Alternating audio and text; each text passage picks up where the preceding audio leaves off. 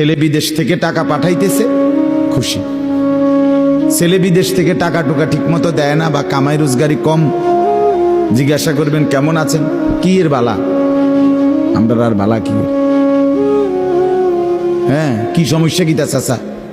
এ ফোলাগারে কত ঋণ ফিন কইরা সুদে টাকা নিয়া কিস্তিতে টাকা লইয়া বিদেশ পাঠাইছি, তেয়ন টাকা পয়সা পাঠায় না, আর বালা কি? তাহলে উনি দুঃখী কেন? টাকা নাই, আবার টাকা পাঠাইতেছে, মাশাআল্লাহ। পান খাওয়ার স্টাইলই আলাদা, চা খানার ঢঙই আলাদা, কথাবার্তার স্টাইলই ভিন্ন।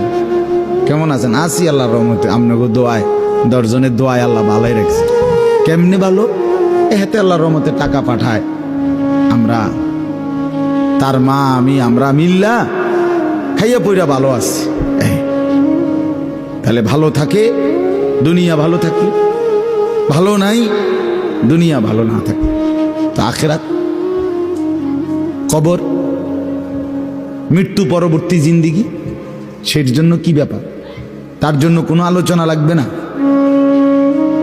এর জন্য কোনো কথা নাই। তাইলে কারো মধ্যে এই আলোচনা নেই, স্বামী স্ত্রী পরস্পরের আলোচনা, এই ঘর সংসার বাজার, খাট ফার্নিচার পালং সোফা, হ্যাঁ, আসবাবপত্র গহনা অলংকার, এই নিয়েই পেরেছে, এই নিয়ে জিন্দিগি এর মধ্যেই আবদ্ধ। তো আখিরাত তাহলে কার জন্য? পরকাল কার জন্য? আমরা মুসলমান, আমরাই যদি পরকাল না চিনি, না বুঝি, আমাদের উচ্চারণে, আমাদের অনুভূতিতে, আমাদের আচরণে, আমাদের কথাবার্তা উঠা বসার মধ্যেই যদি পরকালের কোনো নমুনা দেখা না যায়, তো হিন্দু বৌদ্ধদের মধ্যেই দেখা যাবে। কথা উত্তর দেন।